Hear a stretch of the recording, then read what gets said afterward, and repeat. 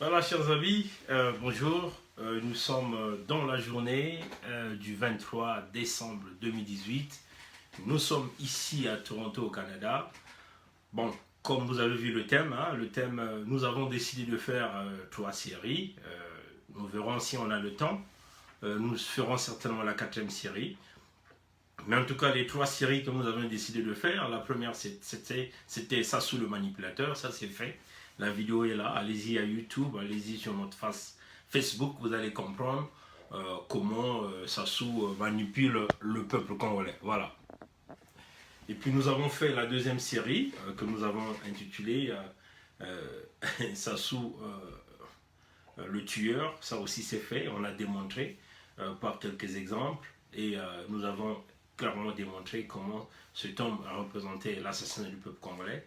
Et puis aujourd'hui, nous sommes donc en train de traiter le cas Sassou le tueur, le voleur plutôt, le pilleur. Donc nous allons démontrer par quelques exemples comment l'homme a organisé une mafia à haut niveau, une mafia au niveau national, une mafia au niveau international. Et puis nous verrons dans les jours à venir si nous allons traiter le cas de Sassou, le tribal. Nous pensons que ce n'est pas trop important parce que nous avons déjà démontré dans plusieurs de nos vidéos que cet homme demeure réellement un véritable tribal et un homme qui divise les Congolais. Rapidement, je veux commencer par ouvrir une petite parenthèse. Pourquoi je vais commencer par cette parenthèse?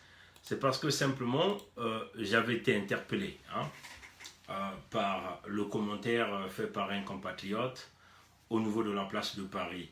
Mais vous aurez le temps de découvrir certainement, je ne veux pas citer son nom ici, mais vous allez lire simplement son nom par rapport aux commentaires qu'il a eu à faire. Et nous allons donc vous dire le pourquoi de notre réaction d'aujourd'hui. Donc permettez-moi tout simplement, je vais simplement essayer de tourner la caméra. Et nous allons tous aller regarder le commentaire de ce compatriote. Comme vous voyez, ce compatriote a écrit: bonjour mon frère Kimbembe Diakimbembe Jacob. C'est bien Diaf qui a envoyé cette photo retouchée à Bernard Pongui du Canada. Pourquoi lui accorder du crédit? Donc vous voyez que mon nom a été interpellé, donc j'ai bien là droit à donner une réponse convenable à ce compatriote congolais. Voilà, donc rapidement, vous avez donc vu le nom de ce compatriote, mais nous avons tous vu que cette affaire est partie très vite, en escalade. L'affaire de Dijon que nous avons informé le peuple congolais parce que nous avons été les premiers à pouvoir dénoncer cette affaire de Dijon. Se retrouvaille avec un des députés de Sassou, un Cobra, ceux-là qui ont participé à la destruction de la démocratie au Congo. Ceux-là qui ont créé un mouvement qu'ils ont appelé Pona Ekolo. Ce mouvement qui a aidé à mettre en place la fraude électorale, d'abord à changer la constitution, à massacrer nos jeunes, nos compatriotes au Congo. Et ce mouvement a accompagné Sassou même dans le hold-up électoral, simplement à l'usurpation des votes au Congo-Brazzaville. Ce mouvement a toujours accompagné Sassou, même dans la destruction du département du Poul, parce que ce député de Sassou l'a dit d'une manière claire que ils ont l'armée à leur côté. S'il faut qu'ils puissent massacrer le peuple Congo, le peuple qui emmerde leur pouvoir, ils le feront.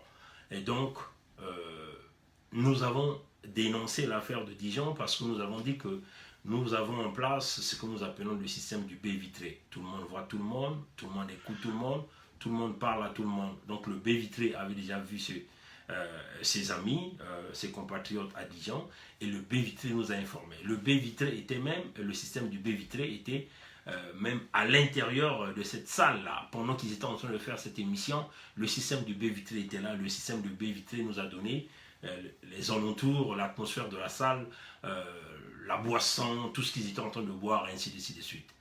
Mais nous avons dénoncé, pourquoi nous avons dénoncé ça? Parce que les compatriotes congolais qui ont fait l'émission, entre guillemets, n'ont pas mentionné la présence de ce député de Sassou, de ce Cobra de Sassou, de ces tueurs de Sassou à l'intérieur de la salle.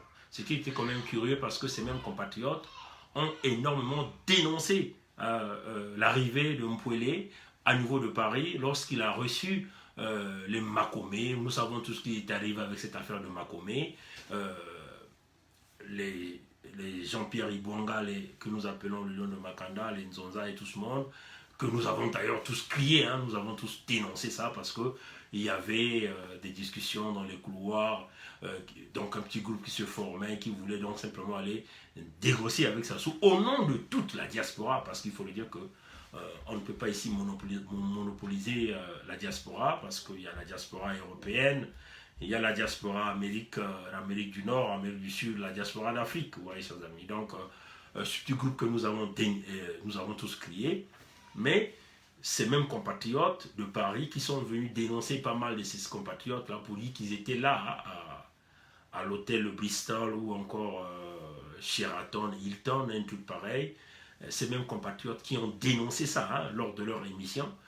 Mais ils ne nous ont pas dit qu'ils se sont rencontrés à Dijon pendant qu'ils étaient en train de faire l'émission, puisque c'était une discussion citoyenne. Ils n'ont pas voulu dire au peuple congolais que l'homme était derrière, l'homme était à côté, assis avec eux, en train de boire avec eux, en train de siffler du vin, du champagne avec eux. Et puis, nous avons donc, par le système du baie vitré, tout de suite, les gens qui étaient dans cette même salle, parmi eux, il y a ceux qui nous ont dit, on vous le rassure, nous sommes là, et voilà ce qui se passait. Et nous, on l'a dit, on n'a pas des amis dans ce combat. Si vous voulez combattre Sassou, vous ne devez pas avoir des amis. Parce que si vous combattez Sassou, vous faites entourer les amis, Sassou va utiliser ces amis-là pour vous détruire. Et nous avons tous vu comment Sassou est en train de détruire la réputation de pas mal des Congolais de la diaspora. Et voilà pourquoi nous avons dénoncé l'affaire Dijon. Mais quand ce compatriote, je vais donc dire son nom de Alain Makaya, quand il dit c'est Diaf Lokweta qui avait envoyé cette photo à Bernard Pongui, alors là, ce compatriote est carrément dans la fausseté, hein, carrément dans la fausseté. Diaf Lokweta n'est pas mon ami. J'ai parlé avec lui il y a quelques jours. Pourquoi j'ai parlé avec lui? Parce qu'il a beaucoup insisté sur cette affaire. Hein, parce que c'est nous qui avons mis l'affaire sur les médias sociaux, qui avons alerté le public.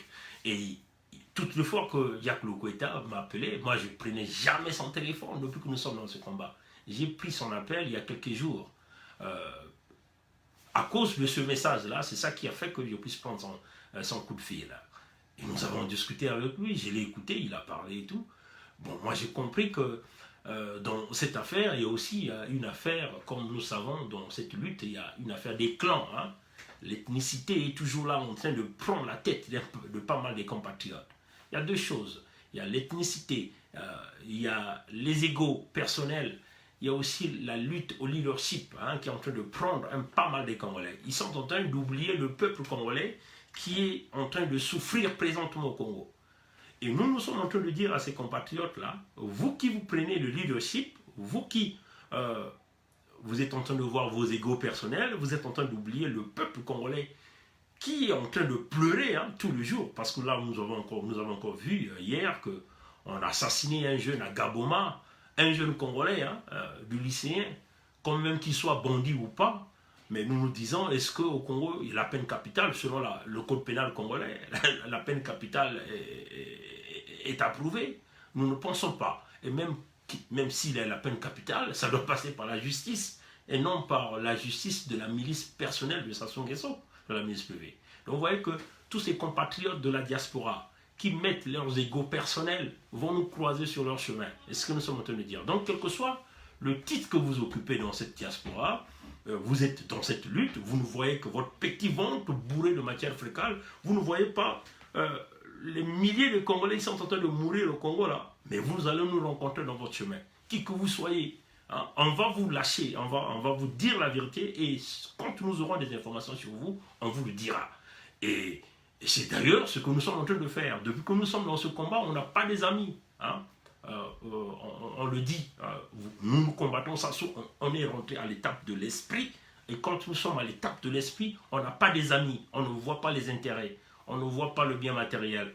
On voit l'intérêt qui est l'intérêt de tous ces jeunes qui meurent tous les jours au Congo parce qu'ils ont commis des petits délits de banditisme. Il faut le dire que c'est aussi ça, le système éducatif qu'ils ont mis au Congo. comme le système éducatif est faussé par le système Sassou, les jeunes sont aujourd'hui dans la rue, hein, dans le banditisme, parce qu'il n'y a pas d'un système qui peut permettre à s'occuper de ces jeunes-là. Il n'y a aucune perspective d'avenir pour tout jeune Congolais, qu'il soit au collège, au lycée, qu'il soit à l'université. Il n'y a aucune perspective d'avenir. Donc, ce que nous sommes en train de voir aujourd'hui, l'élévation à grande échelle du voyoutisme, du banditisme au niveau de la jeunesse, parce que ça fait partie du système Sassou. Détruire la jeunesse, ça fait partie du principe Sassou, pour ceux qui ne connaissent pas Sassou. Donc, nous sommes encore en train de rappeler aux compatriotes congolais. Au Congo, il y a des mamans qui ont été violées, il y a des vieillards qui ont été brûlés, il y a des arbres fruitiers qui ont été tronçonnés, il y a des eaux qui ont été empoisonnées, et les populations, surtout dans la partie sud, est très souffrante. Nous avons aussi vu les populations de Kélé se plaindre à grande échelle hein, par rapport au comportement d'un système du banditisme du voyou qui aujourd'hui gangrène hein, l'État congolais. Vous voyez. Donc, tous ces jeunes-là, vous qui êtes membres de la diaspora, qui se dites, vous qui dites des élites de la diaspora, vous qui êtes en train de regarder vos petits égos personnels par des insultes qui n'ont pas de sens, par des dénonciations qui n'ont pas de sens, vous allez nous rencontrer sur votre chemin. Et on vous le dit, tous aujourd'hui nous devons penser au peuple qui est souffrant, à la libération du Congo, parce que ça fait partie de la priorité, la libération du Congo. Une fois le Congo est libéré, et c'est en ce moment-là que nous pouvons hein, voir dans quelle mesure hein, vous pouvez aller montrer à vos égaux au niveau du peuple congolais, c'est au peuple congolais de décider hein, qui donc le peuple congolais va choisir pour diriger ce pays. Pour le moment, il y a une priorité. Maintenant, pour tout aussi, hein, tous ceux-là qui pensent qu'il faut aller dialoguer avec Sassou, tout en sachant que Sassou a mené le pays dans ses décadences, dans ses difficultés. Mais vous devez avoir honte hein, à tous ces jeunes Congolais au niveau de la diaspora qui disent aller sous Sassou. Nous nous posons la question, pourquoi vous vous faites inférieur à Sassou si vous voulez être les dirigeants de demain? Allez-y donc, travaillant dans le sens de détruire complètement Sassou et vous allez prendre le leadership pour diriger le Congo. Oui, c'est ce que vous voulez. Vous voulez être des ministres, vous voulez être des grands hommes politiques au Congo, mais détruisez le système Sassou d'abord. Parce que vous ne pouvez pas être ces hommes-là, les élites là, dans la politique du Congo, au niveau du Congo, tant que ce système Sassou est sur place. Hein, c'est ça que nous sommes en train de vouloir vous démontrer. Et comme on vous le démontre encore, que tout jeune Congolais qui va se lancer dans le chemin, considérons Sassou comme étant le maître suprême, est carrément dans la fausseté. Hein, Donc il faut lutter dans le sens où nous allons éradiquer le système Sassou. Une fois le système Sassou éradiqué, et vous allez vous présenter au peuple congolais, le peuple congolais va décider, va voir vos compétences, va voir que vous avez lutté fort dans la vérité pour déboulonner le système criminel et dictatorial de Brazzaville. Et en ce moment-là, le peuple congolais va vous acclamer pour vous élever au poste que vous êtes en train de chercher. Pour le moment, tous ces jeunes qui sont vicieux, dans des petites réunions, que ce soit à Dijon, que ce soit à Paris, ou que ce soit partout, en pensant aller négocier avec Sassou, pense que c'est ça la solution. Vous êtes carrément dans la fausseté parce que vous êtes en train d'emmener vos esprits et votre corps dans la gueule du loup. Ce que moi je vais dénoncer ici, hein, c'est cette correspondance que ce compatriote a rédigée à l'entreprise d'un compatriote congolais. Hein, c'est simplement ça la vérité. Si vous voyez, je dénonce ce comportement de ce compatriote congolais Alain Makaya qui rédige à l'entreprise de M. Diafouka. Mais je dénonce ce comportement parce que pensons que ce combat, si vous voulez faire ce combat, vous n'allez pas le faire, ce combat, pour pouvoir essayer de faire virer tout un chacun de nous pour des fonctions que nous sommes en train d'exercer. Hein? Moi, je crois même que nous avons des idéologies totalement différentes. Si aujourd'hui Diafouka est pour Sassou, cela ne signifie pas que nous allons nous mettre là à aller assassiner Diafouka parce qu'il a choisi un seul côté. Hein, vous voyez. Et nous condamnons fermement ce genre de comportement. Que Alain Makaya, qui se permet de rédiger cette correspondance à l'entreprise de Diafouka, parce qu'il a eu des contradictions personnelles avec Diafouka sur des trucs politiques du Congo. Et ça, c'est carrément un comportement à dénoncer. Encore, nous allons vous le dire, hein, chers compatriotes, d'une manière claire. Ça montre aussi hein, le côté réflexion personnelle, hein, le côté vision personnelle. Parce que si vous faites affaire aux hommes qui ont ce genre de caractère, il y a deux choses. Premièrement, quand ils vont être des responsables du Congo, puisqu'ils sont à la quête des postes de responsabilité, mais ils feront pire que Sassou. Hein, parce qu'il faut le dire que nous faisons face ici à des petits dictateurs qui se cachent derrière des égos personnels. Quand on arrive à prendre même le courage pour des problèmes personnels entre nous, les Congolais, pour les affaires du Congo, et on se permet de faire des correspondances pareilles, tout simplement dans l'intention de faire virer un ami, un compatriote, de son boulot en Occident, alors là, ça pose véritablement un problème. Nous nous disons, est-ce que le PCT se comporte de cette façon? Moi, je ne vois pas le Parti congolais du travail se comporter de cette façon. Le Parti congolais du travail travaille comme un peu en système de conglomérat de fourmis. Ils sont tous ensemble, ils bougent ensemble. S'ils vont flotter, s'ils vont noyer ensemble. Mais nous, pourquoi dans cette diaspora, vous n'avez même pas encore le pouvoir à Brazzaville? Vous êtes déjà là en train de tacler les autres. Parce que ça, c'est un comportement que moi j'appelle le comportement de la sorcellerie. C'est le même comportement qu'à Sassou Nguesso, qui ne veut pas donner de l'eau potable à nos amis au Congo.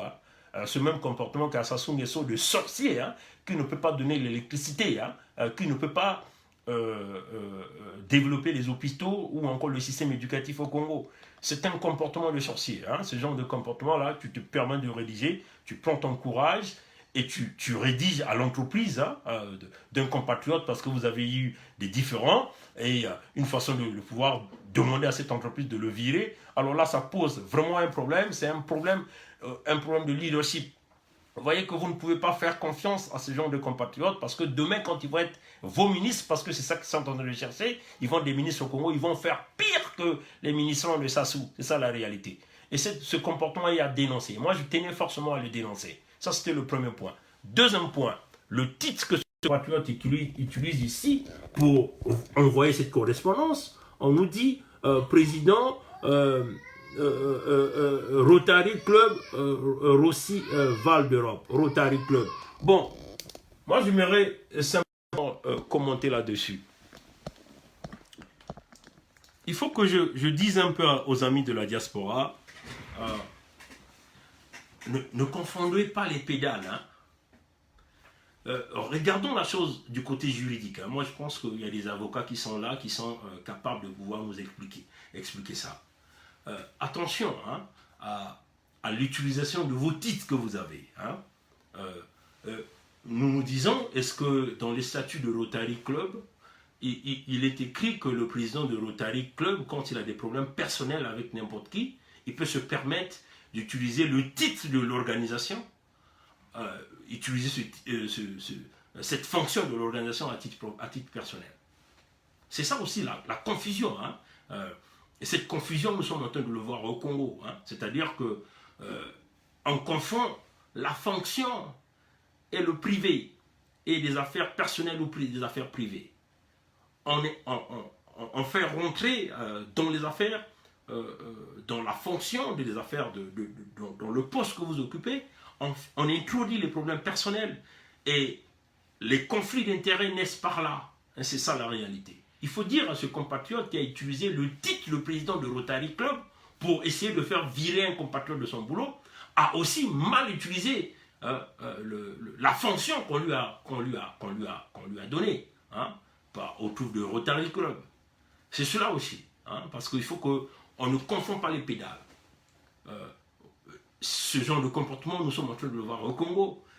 Un colonel qui a des problèmes personnels à la cité, donc au moment où il ne porte, parce qu'il faut le dire que la fonction, on le porte quand vous êtes là-dedans. Quand vous êtes à la cité, vous avez vos problèmes de famille, vous n'emmenez pas la fonction là-dedans. C'est deux pédales que vous ne devez pas confondre. Parce qu'il faut le dire que ça aussi, ça relève de l'ignorance pour ce compatriote. En pensant bien faire, mais en réalité, lui-même, il se jette dans la gueule du loup. Parce que pour Rotary Club, si Rotary Club aujourd'hui va sortir ses statuts, je suis très convaincu que les statuts de Rotary Club ne veulent pas permettre à cet individu d'utiliser son titre de président pour faire virer un compatriote qui ont eu des différends, totalement différents là. Ne confondez pas la loi. Comme vous l'avez dit que vous êtes en France, mais en France c'est aussi ça. Vous avez dit que vous n'êtes pas au Congo où la loi n'est pas respectée, mais en France la loi aussi est respectée. Et là aussi, il faut regarder du côté de l'entreprise de ce compatriote. Si l'entreprise, aujourd'hui, se décide de virer ce compatriote pour des problèmes personnels qu'il a eu avec un gars qui a usurpé, qui utilise la fonction, il faut lui dire qu'en ce moment-là, quand il a utilisé le titre de président, il y a eu un conflit d'intérêts. Hein? C'est ce qu'il doit connaître. Donc vous voyez que nos amis qui veulent être des ministres au Congo ont beaucoup à apprendre. Hein, chers amis, nous tenons à vous le dire, ils ont beaucoup à apprendre. Hein.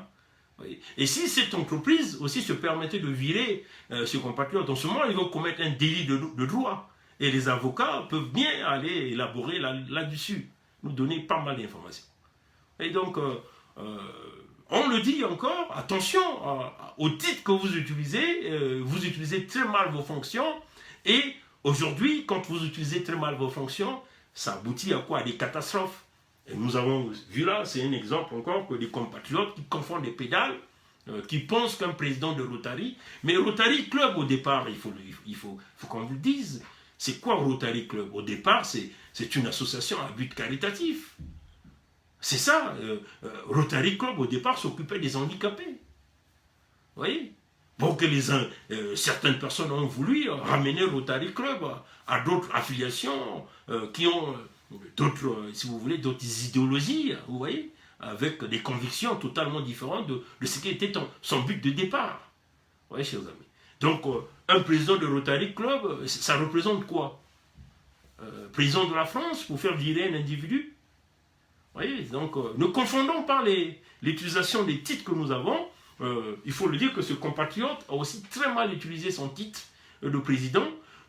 Il a aussi, là c'est l'abus, c'est un conflit d'intérêts qu'il a utilisé. Il a mal utilisé le titre. Il n'a pas ce droit d'utiliser le titre de son entreprise pour aller régler, ou de son association pour aller régler ses problèmes personnels. Et ça, c'est des choses qu'il faut mettre dans la tête des Congolais. Et ce genre de comportement, nous condamnons parce que ça ne représente pas le Congo de demain. Ce genre d'individus aux commandes au Congo, vous allez voir, ça va être véritablement des problèmes. Hein. Des gens que vous aviez l'impression de voir, un bon visage, des belles lunettes, une bonne expression, mais vous leur donnez les commandes du pays, ils vont vous envoyer le pays à la déroute, parce qu'ils auront des comportements personnels qui vont manifester. Ça sera simplement de la destruction complète, comme d'ailleurs c'est ce que Sassou est en train de faire. Il n'y a rien d'autre. Il n'y a pas de différence entre ce que Sassou fait et ce que ce compatriote est en train de faire.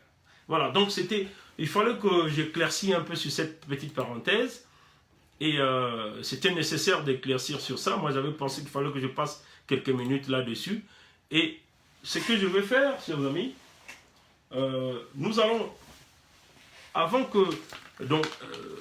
nous rentrions dans le vif de ce sujet-là, je vais vous faire jouer une petite vidéo, hein, très petite courte vidéo. Vous allez comprendre et puis nous allons attaquer notre sujet. Voilà, donc je vais simplement essayer de tourner la caméra et nous allons jouer cette petite vidéo. Et vous allez comprendre le fond de cette vidéo, ce qu'est ma pensée ici. Voilà, donc rapidement. Voilà. Voilà. Je vais simplement essayer d'ajuster. Hein. Et puis nous allons essayer de jouer ça. On va voir ce que ça va donner. Est-ce que ça va? Je vais essayer de voir le son. Voilà. Un instant. Là, vous le voyez qui? Nicolas Sarkozy, ancien président de la France, qui va parler d'un petit message sur l'Afrique. Ah, voilà. Attendez. Je vais essayer de voir qu'est-ce qui ne va pas. Le son ici, c'est bon. Voilà. Qu'est-ce qui ne va pas là? Bon, on va encore essayer de voir. On va encore essayer de jouer ça. Bon, voilà. Va doubler de population et la réalité... Je vais reprendre la vidéo, chers amis, pour que on va écouter dès le début là. L'Afrique est face à un choc démographique sans précédent. L'Afrique en 30 ans va doubler de population et la réalité par la proximité géographique de la migration, c'est l'Europe. Question, est-ce qu'on peut accueillir tous ceux qui veulent venir? Ma réponse, c'est non. On ne peut pas vouloir demander aux pays de libéraliser totalement leurs économies, de façon à permettre une libre circulation des capitaux, mais dire d'un autre côté, nous ne pouvons pas accepter une libre circulation des personnes. Mais la première cause de dégradation de l'environnement, mais si vous ne voulez pas l'entendre, c'est que vous ne cherchez pas les causes et que vous vous intéressez qu'à l'image, c'est le nombre d'habitants dans la planète. Mais vous semblez Le Nigeria va donc passer à 400 millions d'habitants. Lagos, sa capitale économique, en a 22 millions. Si on ne pose pas la question de la natalité sur le continent africain, ou de la natalité en Asie, ou de la natalité dans un certain nombre de pays, on ne pourra pas protéger les équilibres écologiques de la planète. Bon, c'était ça que vous puissiez entendre. Et c'est ça qui va nous amener dans notre sujet de Sassou, le voleur. Bon, vous avez là entendu l'ancien président français Nicolas Sarkozy venir de parler des problèmes démographiques. Donc l'Afrique qui est devant, on peut dire, une catastrophe démographique, qu'il dit simplement, on l'avait simplement dit, dans les 50 ans qui vont suivre, la population de l'Afrique va doubler. Donc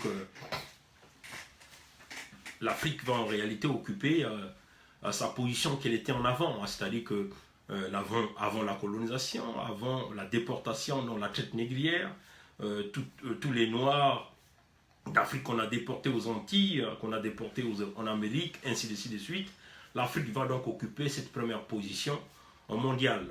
Bon, vous essayez de voir dans les théories du complot, on essaie simplement de diaboliser l'Afrique, c'est-à-dire que les catastrophes environnementales que nous sommes en train d'observer, on veut simplement le lier à la démographie. Donc on veut simplement accuser l'Afrique d'être responsable de les catastrophes démographiques ou les catastrophes environnementales que nous voyons aujourd'hui. Ce qui est archi faux. Mais j'ai commencé ce direct par vous présenter cette vidéo, c'est voir un peu dans la façon dont Nicolas Sarkozy était en train de faire sa présentation, avec beaucoup d'énergie, on peut dire, avec une pensée derrière la tête. Et cette pensée, c'est simplement la diminution des populations africaines, et c'est simplement, on peut peut-être dire, à l'éradication des populations africaines, ou simplement à l'élimination. Vous le savez, l'Afrique est dotée des potentialités énergétiques, des potentialités en matière naturelle, des ressources naturelles quasiment immenses, inexplicables. La République démocratique du Congo, le pays le plus riche du monde, malheureusement, le pays le plus pauvre. Moi, j'ai toujours dit, hein, dans mes pensées, dans mes recherches, j'ai toujours dit certainement que on peut dire que le jardin d'Éden se retrouvait dans cette zone d'Afrique centrale, dans la zone Bantou, où Dieu, le Créateur, a déversé toutes les ressources naturelles dans ce niveau. Mais c'est quoi le plan de Sarkozy? Il faut contrôler donc la natalité. Ça veut seulement dire contrôler les populations. Ça veut seulement dire mettre en place des hommes qui sont capables de pouvoir respecter leur plan. C'est-à-dire des hommes qui vont respecter à la lettre le projet dans la pensée de Nicolas Sarkozy. Mais il faut le dire que Nicolas Sarkozy n'est pas seul, qu'il y a plusieurs personnes qui pensent comme lui. Il faut contrôler ces gens, le peuple bantou, qui n'a aucun cerveau. Nous qui sommes des animaux, il faut nous contrôler. Mais en réalité, il faut nous contrôler dans le contrôle total de ce qui est sous nos sols. Pour contrôler ce qui est sous nos sols, il faut mettre à la tête des États des hommes capables de dire oui à tout projet qu'on va leur dire de faire. Donc l'exécution des populations fait partie de tous ces projets, qu'on peut le dire. Et donc, on l'appelle... Voilà, donc on le dit encore, l'exécution de tous ces projets, il faut qu'on trouve des hommes capables de pouvoir le faire. Des hommes de caractère, des hommes qui sont capables de pouvoir dire oui à tout. Et donc, pour l'Afrique noire francophone, cette région d'Afrique très riche en minerais et en matières premières, il faut le dire, même en ressources humaines, des hommes énergétiques qui sont capables de faire des travaux, il faut donc qu'on mette des dictateurs en place. Des dictateurs qui ont des principes, qui l'élimination des populations, affamer les populations, le pillage des matières premières. Et bien sûr, ces dictateurs sont capables de pouvoir faire toutes ces exécutions que nous savons, les crimes de guerre, des génocides, mais ils vont continuer à recevoir la protection de ceux-là qui les ont envoyés, éventuellement ici, dans notre cas, nous parlons ici de la France, parce que comme vous le savez, les accords de Berlin, après la Deuxième Guerre mondiale, a permis aujourd'hui à une grande partie des pays d'Afrique subsaharienne de rester sous le diktat de la France, on peut le dire comme ça. Donc, pour le cas d'Afrique centrale, vous voyez que vous avez pas mal de dictateurs. Au Cameroun, vous avez Paul Biya qui est là, qui fait ce boulot, toujours dans le sens d'affamer les populations. Mais c'est quoi en réalité? On va vous le dire, parce que j'ai préparé pas mal de notes qui sont très importantes à vous expliquer ce phénomène. Le phénomène, il est très clair. Ces régimes dictatoriaux sont des empires protégés par la nation mère qui est la France, qui décide de mettre en place des leaders que vous appelez des chefs d'État africains, que nous appelons très souvent des préfets de la France ou des préfets de l'Occident.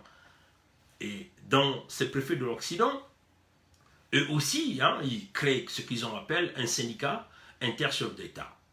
Ils vont donc faire des mariages entre eux, des mariages de famille, pour constituer ce que nous appelons l'union fait la force, et puis une façon de pouvoir manipuler les peuples. Manipuler le peuple. Pour le cas du Congo, nous avons un Sassou qui est là. Vous pouvez, si nous allons essayer de regarder des petits exemples qui existent, le cas de Sassou qui fait marier sa fille Edith Lucie Bongo à Omar Bongo, et les petites sœurs qui viennent après, des gens comme des Claudia qui sont mariés à Limbumba qui est Gabon, qui est aussi ressortissant du Gabon. On crée donc un bouclier entre le Congo et le Gabon, et le bouclier vont s'en suivre. Vous allez encore voir des mêmes gens de Sassou se marier soit au niveau de la République démocratique du Congo ou en Côte d'Ivoire, ainsi de suite. Ça crée donc un bouclier. Nous avons vu Guillaume Soro, Guillaume Soro qui est parti d'Europe, qui est parti droit chez Sassou, parce que Guillaume Soro dit qu'il y a des liaisons de famille qui leur lient, ainsi de suite, qui passent une semaine chez Sassou Nguesso. Donc vous voyez que c'est un phénomène que le monde, que beaucoup de gens ne voient pas dans la grande carte. Il faut que vous lisez beaucoup pour aller comprendre le phénomène qui se passe. C'est-à-dire des dictatures parrainées par l'État-mère, ou dans le cas de l'Afrique francophone, ici c'est la France, les dictateurs qui sont mis en place, des préfets, et on crée des mariages entre familles, entre eux. Et dans le cas du Congo-Brazzaville, les mariages ne se font pas seulement à l'extérieur du Congo pour sceller la zone, mais ça se fait aussi à l'intérieur même de la famille de ces gens-là qui veulent commander le Congo. On crée ce qu'on appelle un bouclier pour les commandes du Congo, des gens au niveau du Congo, de familles Sassou qui se marient autour de la famille, pour créer un socle, pour créer une force, pour créer une énergie, pour créer le contrôle total. Personne ne doit s'infiltrer, personne ne doit s'exfiltrer. Tout le monde est là. Donc on crée des mariages consécutifs entre eux, des mariages et unions autour des régimes au pouvoir. Des régimes dictatoriaux ont compris qu'il faudrait s'unir afin simplement de bien piller les fonds de leur population. Aussi de bien manipuler le peuple. Vous voyez? Et ces régimes, face au peuple, les régimes dictatoriaux devront donc créer ce qu'on appelle une seule force. Voilà pourquoi vous voyez, au niveau de l'Union africaine, ils parlent tous d'une seule voix. Malheureusement, quand on attaque Kadhafi, tous ces mêmes leaders parlent d'une seule voix. Personne ne va essayer de se lever pour aller sauver Kadhafi.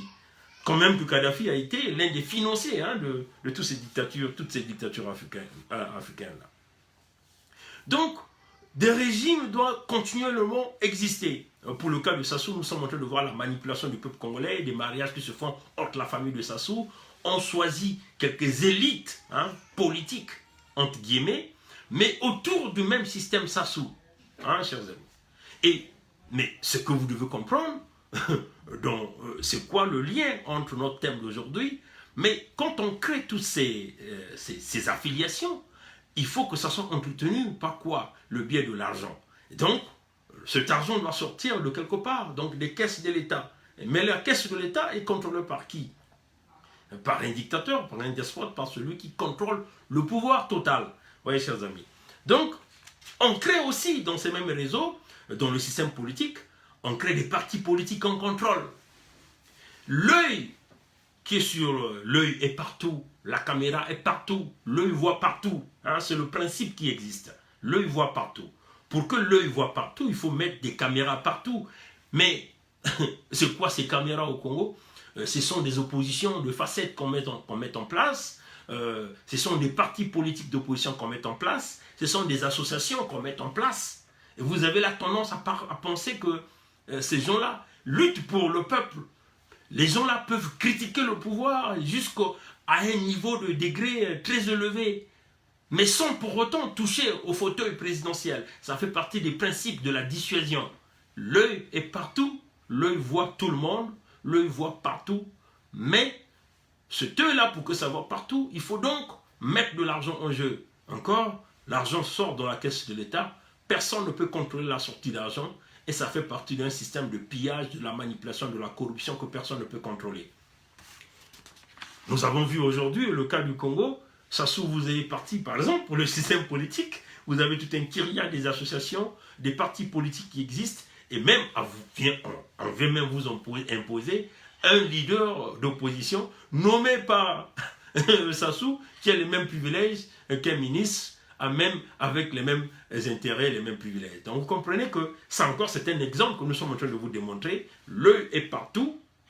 C'est l'argent qui sort pour que l'œil soit partout pour voir, même en petite miniature, ce qui se passe. Et ce plan, on va l'expandre dans tout niveau. Les milieux de travail. Aujourd'hui, les jeunes du Congo, pour obtenir un emploi, il faut que vous soyez affilié à un groupement quelque part. Je n'ai pas envie de dire le nom de ce groupement ici, et de ce groupement ici, juste pour éviter de se faire tirer des balles dessus, des flèches, mais vous savez de quoi je parle. Il faut passer par des sacrifices, par des phénomènes obscurs, et vous allez donc avoir de l'emploi. Et vous aussi, à votre tour, quand on vous nomme au poste de responsabilité, vous êtes obligé de faire subir aux autres ce que vous, on vous a fait subir. Ça fait partie de ce principe. L'œil est partout. Et ce principe fonctionne avec quoi? Des multimilliards de francs CFA qui sortent dans le trésor public congolais, de l'argent on pouvait investir dans le département de la santé, mais on utilise pour entretenir l'œil partout, pour que la vue soit partout. C'est ce que nous appelons le vol d'argent. Et ce vol est manipulé par qui? Par l'œil qui est à la tête au niveau du Congo, qu'on vous appelle Sassou Nguesso. Vous voyez, chers amis, si vous essayez de regarder la commande au niveau du Congo, le pouvoir au niveau du Congo ou dans tout le système dictatorial d'Afrique, c'est un pouvoir pyramidal. Mais la pyramide au niveau du Congo, vous le voyez là, la pyramide est de cette forme, chers amis. Vous le voyez, Sassou qui est là, au sommet de la pyramide. Il représente le chef mafieux qui contrôle tout, comme un peu la mafia sicilienne. Vous avez un vieux mafieux italien qui est très loin de la Sicile, mais il pilonne toutes les cellules de la mafia dans l'international. Mais il est seulement une petite miniature d'un petit individu, mais il a des ramifications partout. Dans la pyramide de Sassou, on va le dire, on va l'étaler peut-être à 5 niveaux.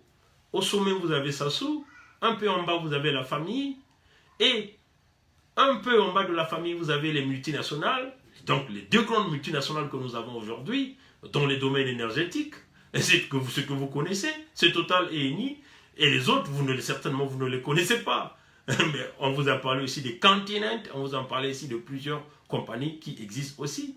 Et donc, vous avez Sassou au sommet, la famille autour, vous avez donc en bas, vous avez les multinationales Total et Eni, qui font partie intègre de cette pyramide. Et puis vous avez donc des groupements militaires qui viennent avec, donc des hiérarchies militaires, des généraux, qu'on nomme sans pourtant mériter, parce qu'il faut faire partie de cette pyramide. Et puis vous avez les politiques qui viennent après les militaires, et vous avez donc aujourd'hui les petits jeunes qui sont un peu partout, même dans les marchés. Partout, on vous infiltre. L'œil est partout pour contrôler l'information, pour contrôler en fait ce que nous appelons le service d'État. Si vous voyez cette forme pyramidale, ça fonctionne sur plusieurs principes. La forme ici, on le dit, tout est à leur contrôle. Tout est au contrôle de cette forme pyramidale que nous venons de citer. Rien ne doit absolument les échapper. Personne ne peut avoir le contrôle de l'argent si ce n'est que eux.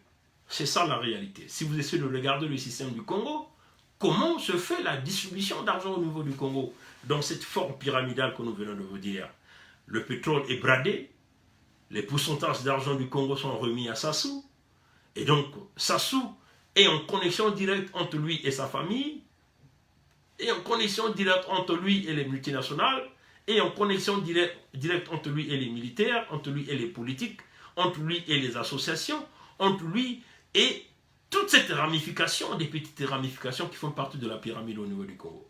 Et l'argent du Congo est volé de cette façon. Donc vous voyez qu'il y a un chef mafieux qui contrôle tout. Si vous éliminez le chef mafieux, en ce moment-là, l'argent du Congo pourrait être utilisé en bon escient.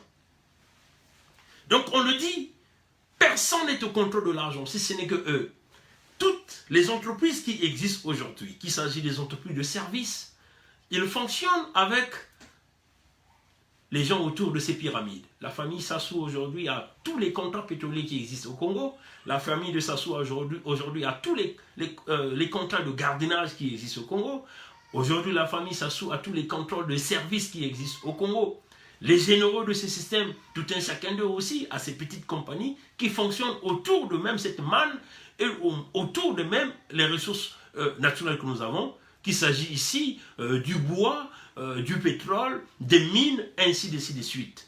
Donc vous voyez que si vous ne faites pas partie de l'œil, vous ne pouvez même pas voir le travail de ce que nous appelons de vigile, donc de sentinelle que nous appelons au Congo, que les Congolais appellent le travail de sentinelle, vous ne pouvez pas voir. Mais toutes ces compagnies fonctionnent avec quoi? Avec l'argent du contribuable congolais. Donc l'argent qu'on prend dans la caisse de l'État, qu'on vole, qu'on utilise à la caisse de l'État, qu'on donne à ces gens-là de faire fonctionner. Mais il faut le dire qu'il n'y a pas de sens de fonctionnement de cet argent. L'argent là part dans le sens unique. C'est un chemin à une seule voie, à un seul sens. Ça sort du trésor, le trésor c'est Sassou, et ça part droit sur les gens, et ça ne revient plus. C'est-à-dire que l'argent qu'on sort au trésor public congolais, qu'on signe des papiers qu'on a donné tant de crédits à telle compagnie, mais en réalité c'est de l'argent qui ne sera jamais remboursé. Ça s'appelle le vol. Donc ça s'appelle Sassou le voleur. Oui, chers amis. Donc, cette forme pyramidale est partout au niveau du système de santé. Vous avez vu, Clément Mwamba, si vous partez à Brazzaville, je n'ai pas envie de jouer des vidéos parce que je n'ai pas envie que cette vidéo dure. Si vous partez à Brazzaville, vous allez voir un député de Sassou qui avait posé la question sur le fonctionnement du CHU. On dit, mais comment ça fait-il que même le petit hôpital de Talanga il fonctionne un peu mieux, génère un peu de revenus. Le CHU, vous ne pouvez pas sortir de la sorte quand vous ne payez pas. Et Clément Mwamba dit qu'ils sont même en train de chercher des partenaires privés pour gérer le CHU. Donc vous voyez que la privatisation du CHU est en train d'arriver très grave. Malheureusement, la privatisation va se faire avec les fonds publics, c'est-à-dire ceux qui vont prendre le CHU. C'est comme les mêmes gens de ce régime de Sassou, comme les Ondongo ont pris la société de l'électricité, la société d'eau, ainsi de suite, mais qui ne seront jamais capables de pouvoir donner de l'électricité aux populations, mais ils vont continuer à fonctionner avec les finances sortant du trésor public congolais. Sassou, le voleur, le pilleur. Vous voyez, chers amis. Donc, on vous le dit, et encore, le contrôle des médicaments, ça aussi, ça existe, il faut faire partie de la pyramide. Les infirmiers qui sont là, il faut faire partie de la pyramide. Si vous êtes malade, vous partez à l'hôpital, vous dites quelque chose sur le régime, le système est informé, c'est une mauvaise piqûre qui vous arrive et vous partez donc à la morgue. Donc, le système pyramidal est bâti dans un seul unique. Envoyer les gens à la mort. Envoyer les gens à la mort. Le maximum des gens qui viennent au CHU, on peut dire la moitié doivent aller à la morgue de Brazzaville. Et cette morgue encore est gérée par qui? Par les gens de ce régime. Sassou le voleur, Sassou le pilleur. On continue de piller le peuple. On a un système qui est bâti de piller le peuple. On ne soigne pas les populations, mais on les pousse à mourir. Le système continue de faire diminuer les populations, de se faire de l'argent. Ça fait partie de ce système pyramidal. Et puis, nous essayons de regarder dans ces principes de contrôle de monnaie, de contrôle d'argent. Personne d'autre ne peut contrôler l'argent. Zéro tolérance. L'argent doit être contrôlé par les gens qui font partie de ce système pyramidal. C'est cela qui est en train de se passer. Mais les fonds de fonctionnement sortent du trésor public congolais, comme nous avons dit, à sens unique. Donc ça sort, ça ne revient plus. Ça continue à sortir, ça sortit, ça sortit. À la fin, ça fait un cycle Et c'est le chef, le patron de la pyramide, qui est au contrôle de tout. Donc on le dit, zéro exception. C'est le contrôle absolu de l'argent, le contrôle absolu de la monnaie que nous sommes en train de voir au Congo-Brazzaville. Et c'est cela qui est en train de pousser aujourd'hui le peuple à la destruction. Vous avez ce même système a décidé de briser le petit gagne-pain on peut dire, de la pauvre classe, de la société la plus pauvre, qui est le chemin de fer Congo-Océan. Qu'est-ce qu'on fait? Il faut asphyxier le chemin de fer Congo-Océan. On réduit le nombre de trains, on détruit les services, il n'y a pas de maintenance comme ça faisait à l'époque. Donc on élimine au fur et à mesure le système pour asphyxier ceux-là qui essaient de relever un peu la tête, ceux-là qui essaient d'essayer de contrôler un peu l'argent. On met tout le mécanisme en place pour que le contrôle de la monnaie soit simplement lié au système pyramidal que nous avons au Congo-Brazzaville. Si nous essayons de voir le deuxième principe, il faut le dire, chers amis, il faut le suivre. Le premier principe, c'est le contrôle absolu de la monnaie, le contrôle absolu d'argent. Et l'argent part du trésor jusqu'au tout dernier, ça part dans un sens, Sassou le voleur. Le deuxième principe, on peut le dire simplement, personne ne peut détenir les moyens de propagande. Les moyens de propagande, ça fait partie des principes pyramidales que Sassou, que les régimes dictatoriaux, appuyés par l'État-mère qu'est la France, ont mis en place. Aujourd'hui, l'information au Congo, 99% de l'information au Congo, aujourd'hui, est contrôlée par le système. Tous ceux-là qui détiennent des imprimeries personnelles doivent forcément avoir des ramifications avec le système pyramidal. C'est ça, en réalité, le contrôle de l'information. Même les médias que vous pensez être du côté du peuple, qui disent la vérité, sont toujours liés avec le système. Parce qu'il faut le dire que dans le système pyramidal, il faut parfois créer des oppositions, des fausses oppositions, mais sans pourtant toucher au fauteuil présidentiel. C'est ce que nous avons expliqué. Donc, au Congo-Brazzaville, vous allez certainement voir, les gens vont dire, oui, mais il y a tel journal qui fait des publications, qui critique le régime, mais il faut vous dire que ce journal est dans une dictature. Le Congo est une prison à ciel ouvert. Donc, il faut que les gens donnent des autorisations pour faire fonctionner ce journal. Et donc, ce journal travaille pour le système pyramidal, donc travaille pour Sassou, pour le régime Sassou. Même quand on fait des critiques, parce que ça fait partie de la dissuasion. Il faut dissuader le peuple. On vous a dit, l'œil est partout, l'œil voit tout, l'œil rapporte à tout. C'est comme un système de baie vitrée qui est là. Tout le monde voit tout le monde parle à tout le monde écoute tout le monde. Mais dans le système pyramidal, ça ne fait pas partie du système de baie vitrée parce que le système de baie vitrée dit la vérité au peuple, même au plus bas peuple. Oui, chers amis. Le système pyramidal est que l'œil qui est en bas, regarde, on voit à l'œil qui est en haut, et jusqu'à ce que ça arrive à la pyramide, et la pyramide décide de détruire toute la chaîne ou non. Donc, on contrôle les médias, on contrôle les journaux. Tolérance zéro. Absolument, ça doit leur appartenir, ils doivent avoir le contrôle de tout. Au Congo, aujourd'hui, vous avez vu que même l'Internet est contrôlé par le système pyramidal. On a réduit les débits Internet, et comment l'on fait? Il faut donc voler le peuple, il faut gonfler les débits, ce que nous appelons les achats des crédits. Eux-mêmes, au Congo, ils appellent ça des mégabytes, c'est comme ça qu'on appelle ça, des crédits. Il faut que le peuple paye plus. Et donc, on suce le peuple, on appuie sur le jus de citron. Et le peuple doit toujours payer de l'argent. Et cet argent part où? Encore au plus haut sommet de pyramide, Sassou le voleur, on continue de voler. Zéro exception, ils doivent tout contrôler. Troisième principe, le contrôle absolu du système de santé. C'est ce que nous venons de dire ici. Au CHU, les gens doivent payer. Mais l'argent qu'on paye ne rentre pas dans le trésor public congolais. L'argent qu'on paye repart dans le sens des pyramides. Il faut envoyer les gens à la mort pour détruire les foyers, pour détruire la société, pour réduire le maximum des populations, afin d'avoir un véritable contrôle.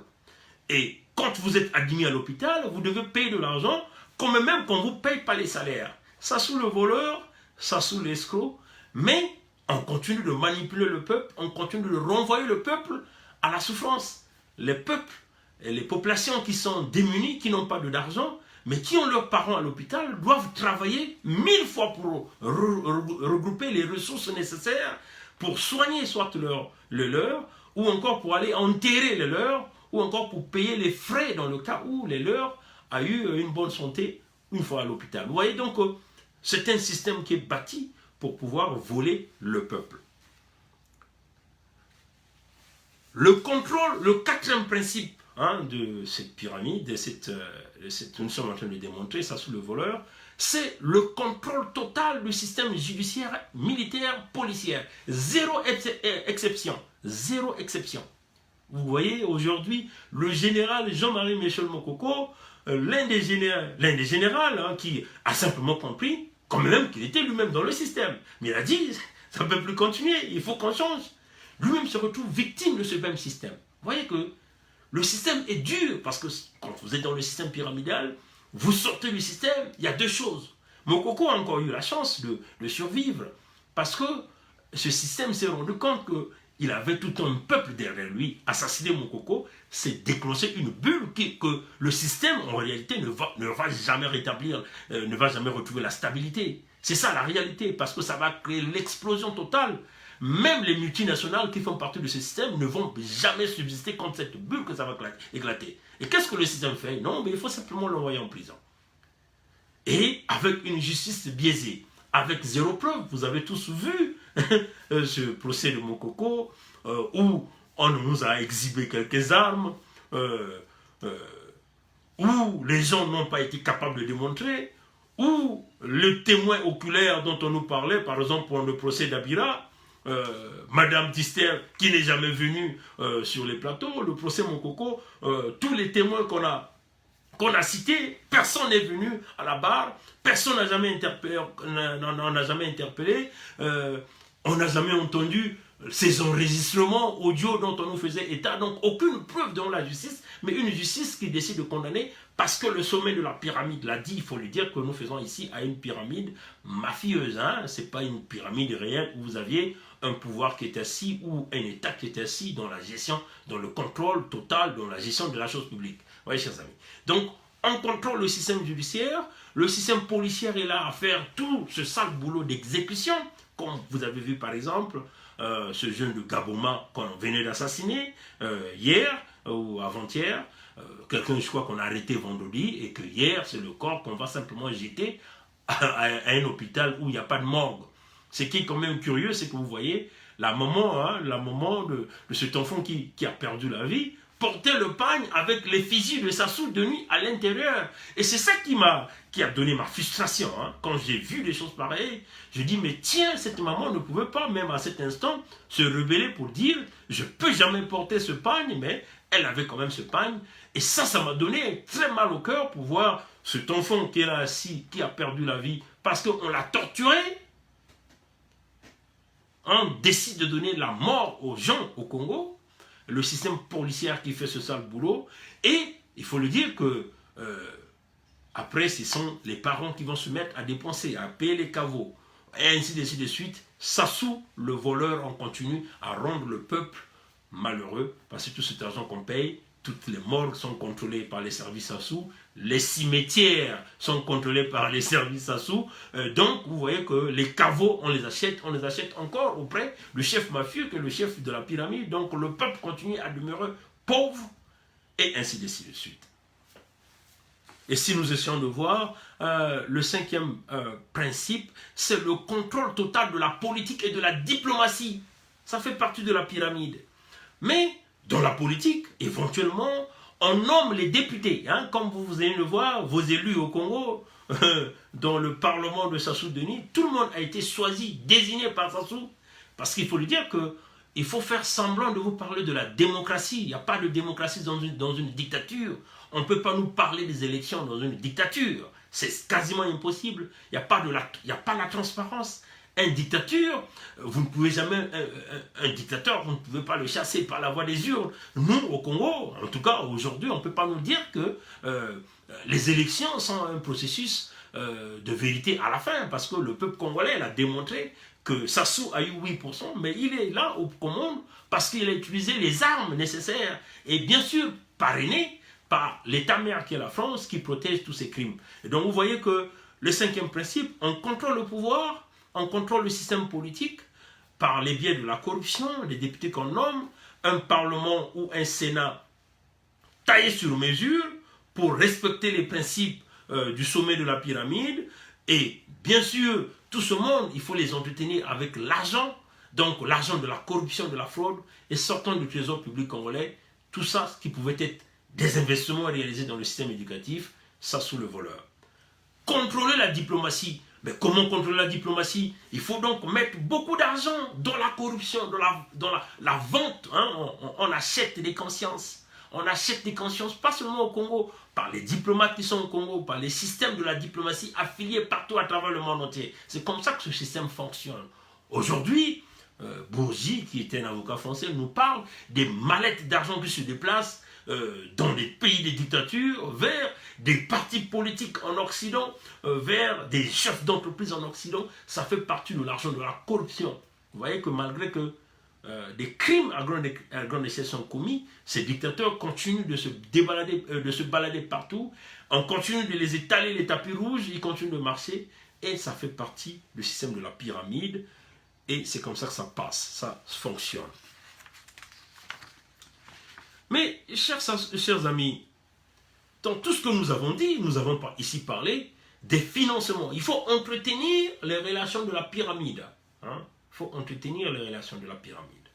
Pour entretenir les relations de la pyramide, ça demande beaucoup d'argent. Beaucoup d'argent. Mais cet argent-là ne doit pas passer par un chemin propre. Il faut que ça passe par des chemins obscurs. Où le peuple, comme toi et moi, qui avons 2 yeux, en tout cas vous avez 2 yeux, moi j'ai 3 yeux, parce qu'il faut le dire comme ça, vous avez 2, moi j'en ai 3, et c'est ça qui est la vérité, parce que nous on est à l'étape de l'esprit, il faut passer l'étape de l'esprit, comme vous êtes à l'étape de l'esprit, mais en tout cas le Créateur nous donne le 3e œil pour que vous compreniez, on vous a dit de la même façon, leur œil est partout, voit tout, contrôle tout, notre œil aussi est partout, voit tout, regarde tout, et notre œil est en train de dire certains de ce que nous connaissons au peuple et au monde entier d'une manière générale. Il faut entretenir ces relations par l'argent sale, l'argent de la corruption et l'argent où il n'y a aucune traçabilité. Et qu'il y a le chef de la pyramide qui connaît la traçabilité. Dans son petit carnet, il écrit tout.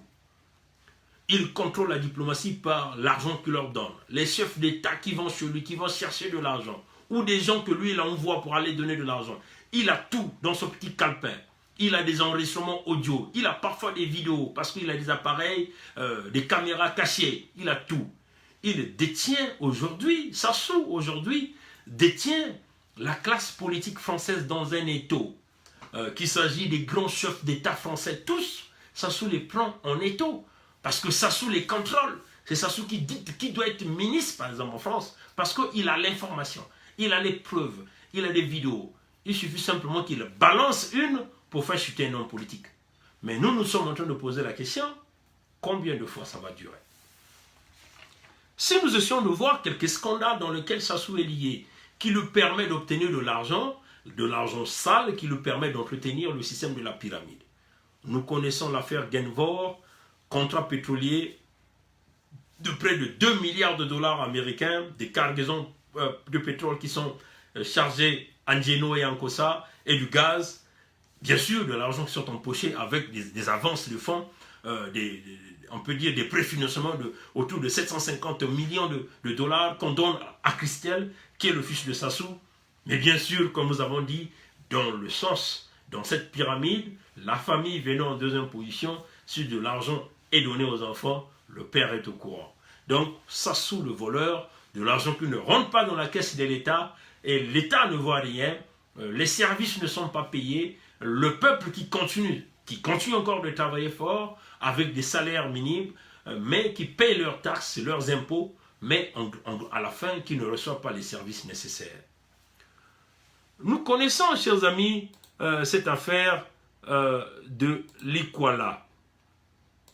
L'Ikwala SA. Vous vous souvenez de ce scandale de ces compagnies fictives, l'affaire L'Ikwala, ce champ pétrolier de l'Ikwala, là où au départ Total avait 65%, Eni avait 35%, et donc Total, tout à coup patatras, donc subitement Total se décide de donner sa part à Sassou Nguesso, une part On dit que le Congo l'a acheté à 160 millions de dollars. Vous voyez, chers amis. On va rapidement.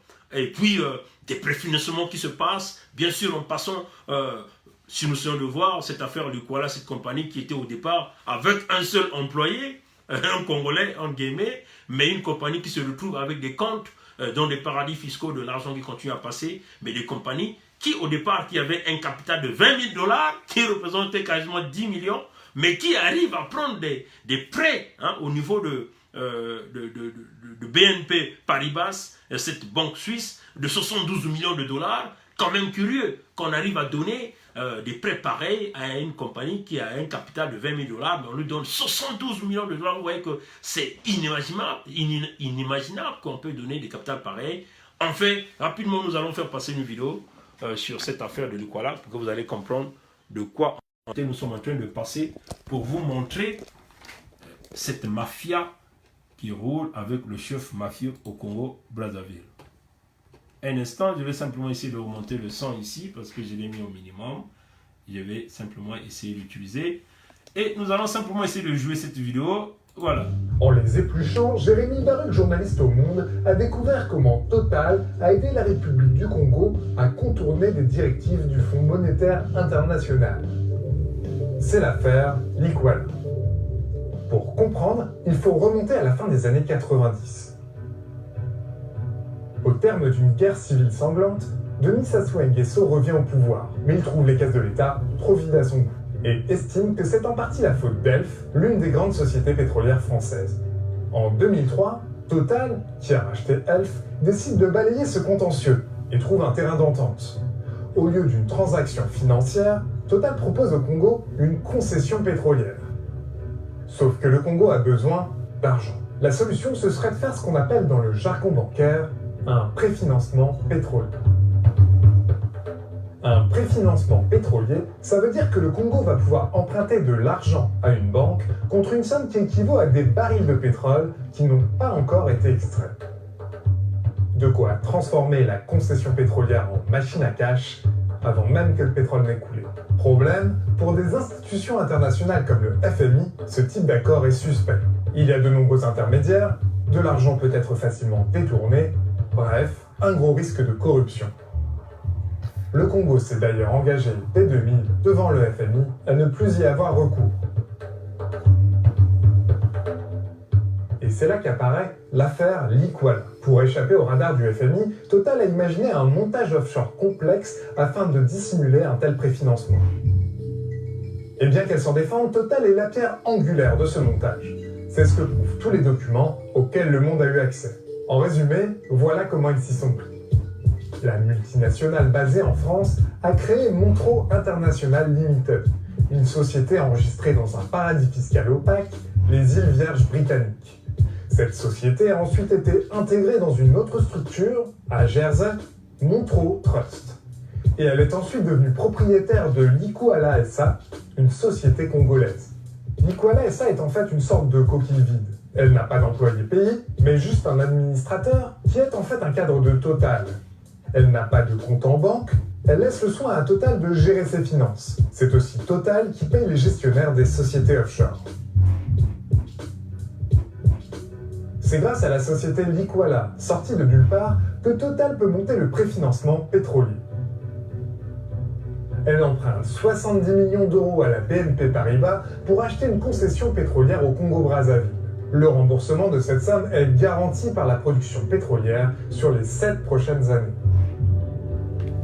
Et encore, ce n'est pas l'Ikuala qui extrait le pétrole, c'est Total. Au final, Total n'a rien déboursé, le Congo récupère du cash, et tout ça s'est fait à l'insu du FMI. Bon, voilà, donc vous aviez compris cette affaire de l'Ikuala. Le cash que Total, que le Congo récupère, bien sûr, ce n'est pas le peuple congolais qui le récupère. Le cash est récupéré par Sassou le voleur, Sassou mafieux. Il utilise une partie dans la corruption, dans les achats de conscience pour entretenir les étapes de la pyramide. Et bien sûr, pour continuer à mettre l'œil partout, qui voit tout, qui trahissent tout. Ceux-là qui sont des récalcitrants, éventuellement ils trouvent la mort. Et cette mort peut arriver par AVC, bien sûr des empoisonnements, que les Congolais n'arrivent pas à contrôler, mais qu'on accuse simplement des accidents cérébraux vasculaires. Voilà, donc cette affaire de Lukwala, je crois que vous l'avez compris, c'est de cette façon que Sassou manipule. Si vous ajoutez à cela les affaires des scendances de mines, dont le fils de Sassou est impliqué, si vous essayez de regarder, les Paradise Papers vous parlent de tous ces fonds d'argent qui circulent, l'argent qui est volé, qui est pillé, ça fait partie de cette pyramide, Sassou le voleur, Sassou le tueur. Le tout dernier que vous avez vu sur le Global Witness venait de parler de cette affaire de contournement de FMI, toujours dans cette affaire de pillage d'argent du Congo, Sassou le voleur. La question que tout le monde est en train de se poser, la question, est-ce que nous allons nous dirigeons vers le scénario qui s'était passé en 2010 où Nicolas Sarkozy, président de la France, Dominique Strauss-Kahn, président du Fonds monétaire international, et qui arrive donc simplement à coller l'étiquette au Congo comme un pays, PPTI, pays pauvre, désendetté, éventuellement avec l'argent de la corruption. Nous savons aussi que, avant que nous arrivions à ça, Yaya Moussa, ancien représentant du Fonds monétaire international au Congo, a travaillé dans ce projet, a travaillé fort pour que le Congo puisse rentrer dans ces PPTE et bénéficier d'un allègement de la dette autour de 2 milliards de dollars américains, vous voyez, chers amis, donc qui représentait quasiment 60% de notre dette qui avait été effacée par le Club de Paris, vous voyez, chers amis.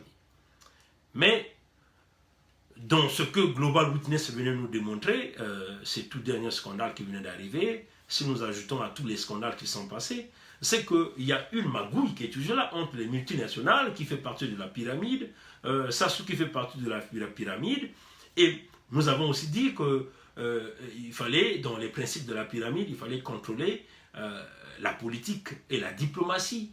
Et dans cette diplomatie, nous voyons les fonctionnaires du Fonds monétaire international à l'intérieur. Vous voyez, chers amis. Dans les fonctionnaires du Fonds monétaire international, il faut le dire qu'il s'agit de ceux qui ont déjà travaillé pour le Fonds monétaire international, qui ont utilisé leur position, éventuellement leur fonction, étant employés, et qui, après avoir tissé les ramifications, à la dernière minute, se démissionnent de leur position pour rejoindre les branches des ramifications. Vous voyez, chers amis.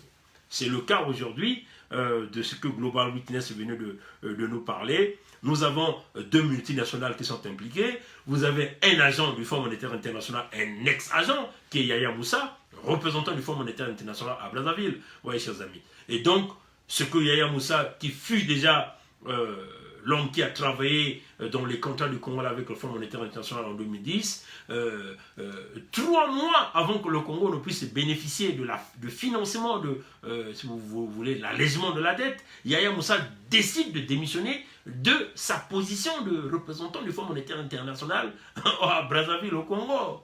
Curieux, chers amis. Mais dès qu'il démissionne, il va donc créer une entreprise qu'on appelait Continent. Et cette entreprise a eu donc des contrats pétroliers au Congo-Brazzaville. Ce n'est pas un fait hasard. Aujourd'hui encore, si vous voyez, le même directeur du Fonds monétaire international qui a donné au Congo cette possibilité de cet allègement de la dette, qu'on appelle ici Dominique Strauss-Kahn, travaille comme conseiller de Sassou dans le système financier. Et encore même un ancien qui travaille à la Banque mondiale, plus dans le projet de 2010, aussi travaille pour le compte de Sassou Nguesso. Donc on vous le dit ici que nous faisons face à une mafia internationale et qui est pilotée par le patron de la pyramide. L'œil est au-dessus de la pyramide, mais l'œil a ses ramifications partout par le système de la corruption et est en train de regarder tout. Ce que nous sommes en train de dire ici dans l'affaire de Continent aujourd'hui, cette affaire avec Yaya Moussa et José Veiga. José Veiga, nous savons, c'est l'ancien patron de Benfica qui a été simplement condamné en 2016 pour des motifs des fraudes fiscales, des détournements de fonds, de la mafia, de la magouille, mais qui aujourd'hui est libre, qui fut partenaire à José Moussa dans la création de cette compagnie, dans José Veiga, en 2015, détenait quasiment 41% de cette compagnie qu'on appelle Continent. En fait, une compagnie qui est sortie, si vous voulez, comme un peu en compensation. On voulait récompenser Yahya Moussa du travail qu'il a fait. Donc Sassou a donné cette compagnie, les contrats pétroliers, mais toutefois que Yahya Moussa, on lui a dit, écoute, toi tu vas être représentant, l'argent que nous avons pris au Fonds monétaire international va nous aider à faire fonctionner cette compagnie, et toi tu es représentant. Non, Yahya Moussa est la figure, mais l'homme qui est caché, qui est dans l'ombre, c'est toujours Sassou, c'est toujours la famille de Sassou, c'est toujours la pyramide qui voit tout, qui contrôle tout, qui dirige tout, qui est en train de se passer au Congo. Donc vous voyez que cette affaire de Continent aujourd'hui, est devenu un véritable scandale entre Total qui cède des parts de marché à Continent au Congo, sa filiale, la filiale de Continent, et Eni avec le champ de Luango 2. Donc allez-y voir dans Global Witness, vous allez comprendre cette magouille. Et encore, il faut le dire que José Veiga et Yahya Moussa siègent déjà comme des administrateurs à la banque africaine pour l'industrie et le commerce, cette banque qui est basée au Bénin, mais cette banque a été mise en place quand Yahi Boni était au pouvoir, mais c'est une banque gérée, une banque qui appartient à la famille Sassou, avec bien sûr les fonds du Congo, l'argent du Congo qu'on vole, Sassou le voleur, pendant que le peuple est souffrant. Donc ces deux-là ont déjà été des partenaires depuis très longtemps, ils ont toujours géré les affaires des Sassou, les Nguesso, et ce même Yahya Moussa, on l'a vu venir au Congo pendant la période électorale, comme l'observateur de l'Union africaine au niveau du Congo-Brazzaville. Vous comprenez que le système est biaisé, les dictateurs doivent se protéger, ils doivent coûte que coûte se maintenir au pouvoir, voler le peuple au maximum et simplement appauvrir le peuple au maximum, piétiner le peuple au maximum. Voilà. Et puis, si vous voyez, on nous parle d'un article 143 du Code congolais des hydrocarbures, cet article qui encourage les compagnies, si vous voyez, étrangères, à pouvoir travailler avec les compagnies locales, une façon de pouvoir, si vous voulez, faire la propagande des emplois ou encore encourager les métiers.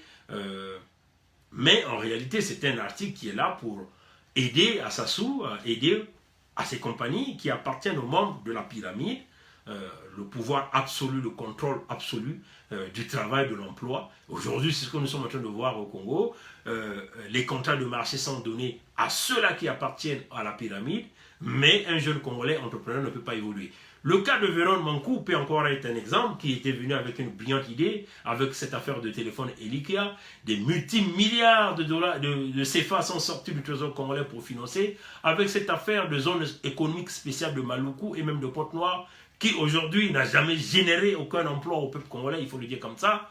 Alain Akwala, nous le prenons à témoin, qu'il vienne nous expliquer comment ils ont géré les financements de cet argent. Aujourd'hui, le jeune, puisque Alain Akwala était le ministre de Sassou, des zones économiques spéciales, vous voyez, qui est quasiment le contraire de ce que nous voyons aujourd'hui au Sénégal ou encore en Afrique de l'Ouest, vous voyez, chers amis. Donc, on le dit, Véron Mankou, qui est simplement devenu le conseiller de Lini Christelle, l'idéologie de l'entreprise est partie en déclin. On nous parle ici d'un média qu'ils ont mis en place, mais ça fait partie éventuellement de ce que nous avons dit, contrôle absolu de l'information. Aujourd'hui, le côté entrepreneuriat qui était dans la tête de Véron Mankou est parti. L'argent du Congo, aujourd'hui, qu'on a donné à Véron Mankou et tous les gens de ces systèmes, est simplement parti en fumée. Sassou, le voleur, le pilleur. Ce que le peuple congolais doit savoir, c'est que je vais vous montrer quelque chose qui est très important ici. Je ne sais pas si je vais avoir la chance de... je vais terminer par ça. L'image n'est pas très bonne. Vous pouvez certainement aller regarder cette image. Je l'ai pris à Congo Liberty. Il y a un article qui est là. Je crois que c'est le tout premier article, si vous voyez, qui a été publié le 23. Donc le 23 aujourd'hui. Je vais simplement essayer de tourner. Je vais quand même me rapprocher pour que vous regardiez cette affaire-là. Bon, cet article parle simplement d'un tableau qui présente éventuellement l'état de certains contrats pétroliers, de certains puits. Il faut dire que ça a été fait en 2010. Et puis donc, moi, ce qui est plus important, je vais vous montrer les fins de maturité des contrats, des puits que nous avons au Congo. C'est que j'ai l'habitude de vous parler, les fins de maturité. Dans cette colonne-là, vous aviez début de validité et là vous avez fin de validité. Donc vous avez vu qu'en 2015, hein, il y a eu pas mal de, par exemple, Pointe Indienne,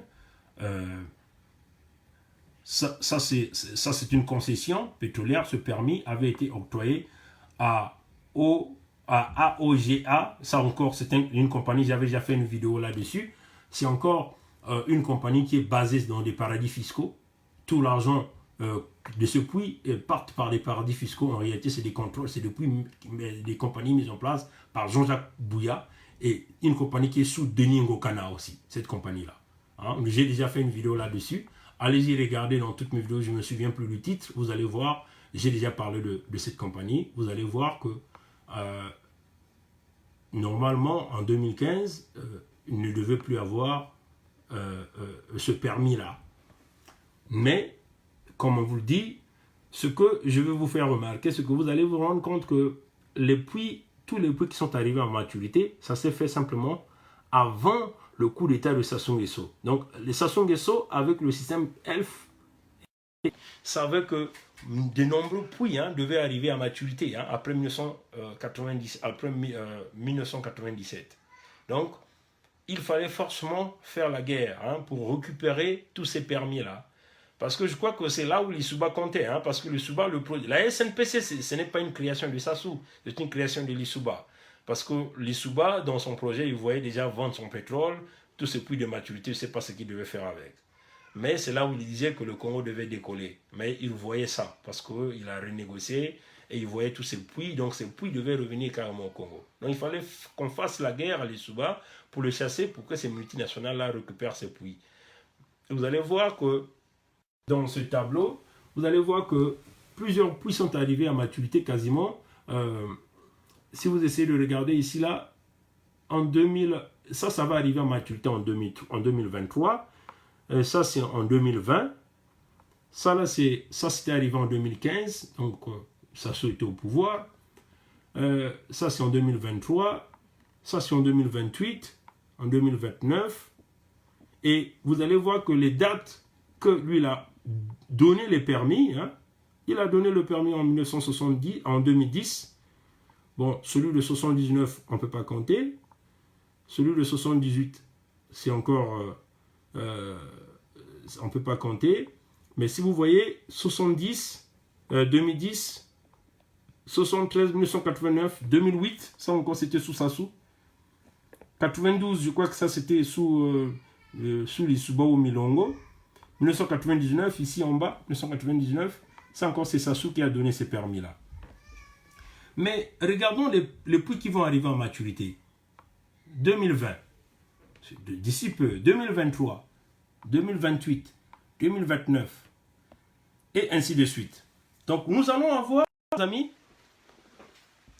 il faut dire que cette liste, elle est longue. Ça, c'est l'update qui a été faite en 2010.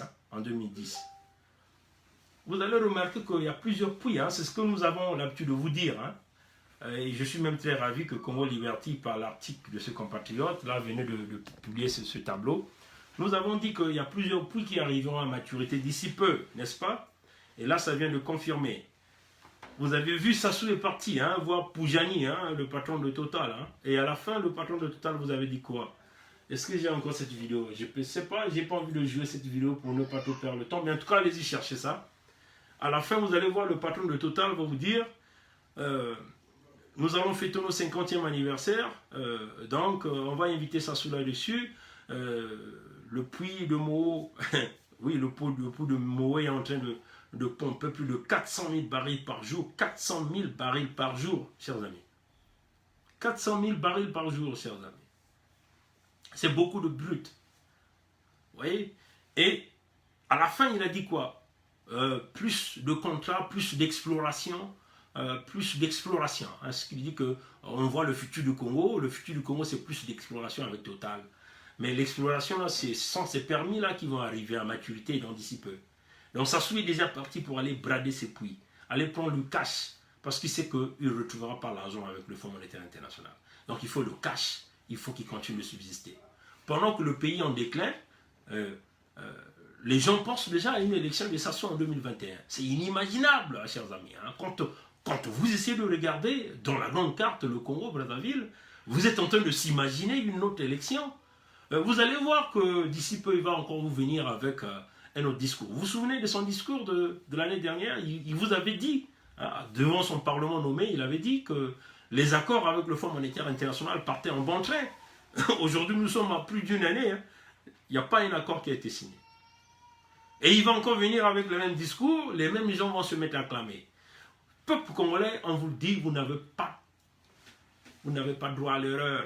Allez-y dans la rue, c'est votre unique solution. Chassez cet homme, il faut le chasser. Le deuxième plan, pour chasser Sassou, il faut le chemin militaire. Nous avons tous suivi la vidéo de M. David Malpass, le sous-secrétaire adjoint au Trésor public américain. Il a dit qu'il veut des résultats. Il a parlé du cas du Congo, tout a été déjà publié. Nous avons fait même quelques interprétations de cette vidéo. Et vous le savez, le Congo est bradé. La Chine pourrait récupérer le Congo, les terres congolaises. Alors, chers compatriotes congolais, vous n'avez pas le choix. Le petit de Gaboma, là, qu'on a assassiné dans les jours, les cachots de Sassou, il ne pouvait pas penser mourir. Même ses parents ne pouvaient pas penser mourir. La mort peut nous frapper à n'importe quel moment. Surtout encore au Congo, à n'importe quel moment, la mort peut vous frapper. Qu'il s'agit de l'hôpital, comme nous avons démontré ça sous le voleur, qu'il s'agit chez vous, on vient vous prendre comme ça, c'est votre fin. Mais pourquoi vous avez donc peur des balles? Affrontez les balles de Sassou. Soulevez-vous. Ceux qui étaient les gens de Gaboma pensaient que Sassou massacrait seulement ceux du Sud. Non, Sassou massacre tout le monde. Sassou va vous massacrer aussi vous-même les Mossi qui êtes encore derrière Sassou. Les militaires congolais, vous voyez, la pyramide est bâtie. C'est quelques élites qui sont proches du système, proches du pouvoir de Sassou. Absolument le contrôle, absolument zéro tolérance. Donc, les petits combattants, vous n'avez pas l'avenir. C'est maintenant ou jamais que vous devez revendiquer votre futur. Vous êtes obligé de retourner les armes contre Sassou pour le chasser. C'est l'unique façon qui pourra faire bouger cette pyramide, on vous le dit. La solution politique, il n'y en aura pas au Congo. Pour ceux qui pensent à une solution politique, il ne va pas y en avoir.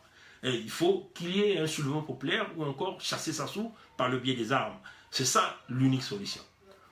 Le désastre que vous êtes en train de regarder, certainement avec la République démocratique du Congo, les soldats rwandais qui atterrissent à Olombo, il faut le dire comme ça, parce qu'il y a des bateaux qui emmènent ces soldats viennent du port de Oyo, ils sont là à Oyo, ils atterrissent là à Oyo. Le chaos qu'ils sont en train de préparer en République démocratique du Congo. Sassou sait que si le pouvoir change dans le sens démocratique en République démocratique du Congo, un pays à 60 millions d'habitants, le petit pouvoir de Sassou de Brazzaville ne peut pas résister. Donc forcément il doit maintenir Kabila là, donc ils mettent des stratégies, ils brûlent des sièges de la commission électorale, on veut frauder des machines, on pousse Kabila à mener les armes, à quadriller le pays et à frauder, puisque tout le monde sait que Chadari ne peut jamais gagner s'il y a une élection claire et transparente. Mais tout est préparé par le système pour pouvoir maintenir Kabila et que Sassou soit là, bien sûr, avec l'oligarchie de ceux-là qui sont liés à la mafia internationale, cette mafia qui est accoquinée à l'argent facile, à l'argent sale sortant des dictatures au prix du sang des Africains. Alors on le dit, le peuple congolais, jeune du Congo-Brazzaville, Pointe-Noire demeure aujourd'hui le point le plus culminant qui est capable de faire chuter le pouvoir de Sassou, parce que la plus grande partie du pétrole, même combien même que Sassou, a commencé l'exploration et l'exploitation du pétrole de Mokeko, pour ceux qui ne savent pas. Il cache même cette information aux Congolais, il le fait lui-même, il est dans son ranch, il est allé ouvrir, entre guillemets, un abattoir. Chaque chose Sassou fait a une signification, a un sens. Si Sassou va ouvrir un abattoir, ça a un sens. Tout ce que Sassou fait a un sens. Il sait pourquoi il l'a fait. Et vous, le peuple congolais, vous qui avez ce troisième E, là, qui sont capables de voir, vous allez comprendre pourquoi il a ouvert l'abattoir. Pourquoi il a ouvert l'abattoir? Parce qu'il faut le dire, pour un Congolais sérieux, il ne va pas manger une viande qui va sortir de l'abattoir de Sassou, parce que ça sera une viande souillée. Parce que l'homme est sadique dans son esprit, dans son corps. On vous le dit. Donc, vous comprenez pourquoi il a mis l'abattoir. Ça sera de la viande humaine qui va être vendue partout en Afrique. C'est les gens qu'on va commencer à massacrer et que lui va traiter comme de la viande. C'est ça la réalité, chers amis. Donc, on vous le dit, chaque chose que Sassou fait a une signification. pendant plus de 40 ans qu'il est resté aux commandes, c'est maintenant qu'il va chercher à ouvrir un abattoir dans son village. Pourquoi? Posez-vous la question. Alors, peuple du Congo, vous avez deux choix. Ou vous restez chez vous, on vous a toujours dit, vous restez chez vous, la mort vient à vous chercher, parce que vous mangez mal, parce que vous avez des états de santé complètement compliqués, parce que vous aviez des villes qui ne sont pas assainies, parce que vous avez la souffrance, parce que vous avez la faim. La mort vient à vous chercher. Alors, allez-y chercher votre mort avec le courage et mourrez en homme, en martyr, en véritable martyr du peuple congolais, au lieu de rester contenu dans les maisons, affamés, les salaires ne sont pas payés, vous êtes là assis, dérangeant vos parents qui vivent dans la diaspora, pensant que ceux qui vivent dans la diaspora sont des multimillionnaires pour vous nourrir. Alors, élevez-vous, soyez ces courageux, ces militaires congolais, comprenez que vous faites partie de ce peuple, ce sont vos parents, ne vous attaquez pas à ces jeunes, retournez les armes contre ce système d'oligarchie qu'on vous a mis. Souvenez-vous, l'œil est partout, l'œil contrôle tout, absolument contrôle tout, zéro tolérance. Sassou le voleur, tel était mon direct d'aujourd'hui. Merci d'avoir suivi ce direct. Que Dieu nous garde, que Dieu nous bénisse. Au revoir.